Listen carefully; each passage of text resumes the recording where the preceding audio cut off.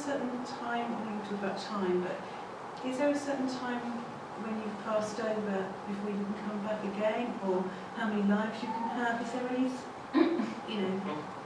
Yes, my dear, there is not that at all.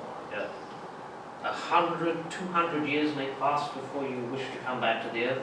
I have known souls come back as much as 2 years after passing. But your soul is made up of facets, you see. So you are going to say to me, or one of you are going to say to me, well, if that person's father, say, had passed, how would they get in touch with them if they had come back to the physical life? Well, a facet of their soul would remain in spirit, and the rest of that would come here and have the human experience. So you do leave a little bit of you at home. So that communication could be made. And then you would say to me, well, how is it sometimes, Jonathan, that our loved ones go to the other side? They don't contact us for what seems like years. There is no time. And they're always going to be with you. You may think, well, they're never with me, but they are. You just don't know it. You may be grieving for them, and you may be blocking them to come through.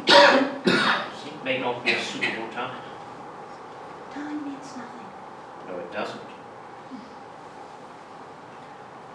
Is it true that people who commit suicide come back a lot quicker than people who die natural deaths? If they choose to, yes. They may say, well, I have some regret about leaving behind the loved ones and the pain that I have put them through. Maybe I need to go back and work that out again and try and live another life and get it correct and live my life throughout this time. But they may come back several lifetimes before they actually correct themselves in that way.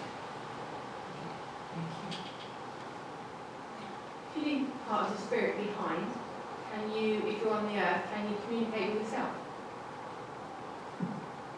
That is what you call your intuitive self. That is your higher self, you see. Your higher self is your connection back home again, to the little piece of you that you left behind. So your higher self is the bit that is there, and your intuitive self tunes into the higher self. You see, that's how you make the connection with home again. It's your soul memory of the other side. Is our ultimate destiny already defined when we're born, or can we alter that during our life's path? My dear, even your alterations are decided on the other side, yes. Even if you were to change your path, you had pre-planned that as well. So you're not imprisoned.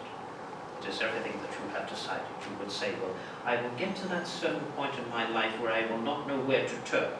And then I will change my decision completely, change my job, change my wife or husband.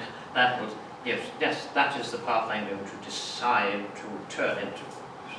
Yes. Good evening. Can you tell me, please, why is it so difficult for some of us to be in contact with our spirit guides?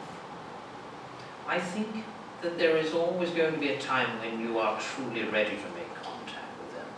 They wait until the right time in your life. They wait until you are relaxed enough and trusting enough in yourself to let go and tune in with it. Because sometimes you get a thought. That made her jump. Sometimes you will get a thought. I think we are going away from that subject there because of the jumping. But you will get a thought in your mind and you will say, well, oh, that must be me thinking that. Oh, that can't be me. I'm just imagining this person coming into my mother's soul. I have made them up. And that is your immediate mistrust with it all in yourself and in the guide. So it takes time to build the trust in who is your guide and trust in you. And that is where the connection starts to happen. Thank you. Trust. That is right. Do we make a pact with all of our guides that we Yes. work with? Yes, you do. Everything is ready to plan. That is right, my dear. Do you have to come back? You don't have to. You could stay in spirit and learn things from the other side. That is but true. It is all through choice, isn't it? You may not want the human experience just yet. You may want to learn how to make the connection from the other side to this side. Or you may want to do healing from this side, from our side to this side of the world. Thank you. Good question. Is it true that we have a soul family and we interchange? Could be mother, father, son, daughter. You will find that you have soul groups. There are things as soul groups on that side. And these soul groups rejoin in many lifetimes. Not all of them come back in the same lifetime, but you will find people that you meet in life you really can resonate and feel comfortable with, and you will think of a soul memory. You will think to yourself, well, I feel like I've got really comfortable with that person. I feel like I have known them all of my life. But you have probably known them in other lifetimes, and they have rejoined you in this life to either help you or you to help them to progress the soul in some way or another. You will meet people in your life that are there to teach you something. And they may be nasty to you, my dear, but they will teach you how to have inner strength and move forward with your life in another direction away from that, perhaps.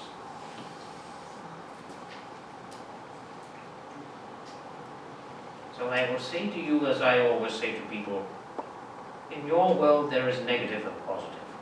You put a battery into a machine, a radio, whatever you put it into. One end is negative, the other end is positive. Without either of those two, if you only had two positives, the machine wouldn't work. If you only had two negatives, it's still not going to work.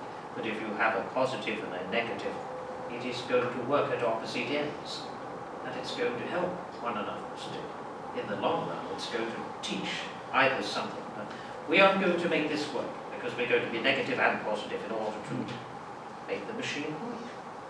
So in your world, it has to be negative and positive, otherwise you wouldn't learn anything. You wouldn't learn empathy and understanding of unconditional love without that. So if you go into spirit with your family, and then you go back and have other lives on Earth, does that mean that when you're back in spirit, you have loads of family? Wait a minute, I remember you being my uncle. I have 10 of those now. Hello, Uncle Fred. They're all souls. You are all one and the same. It doesn't matter if they're uncle or aunt. They are from your soul group, you see. So you will meet up with many people that have been your relatives in other lifetimes and this lifetime. But they are no longer seen so much as uncle and aunt. They are seen as just souls that love you, and you love them. Okay.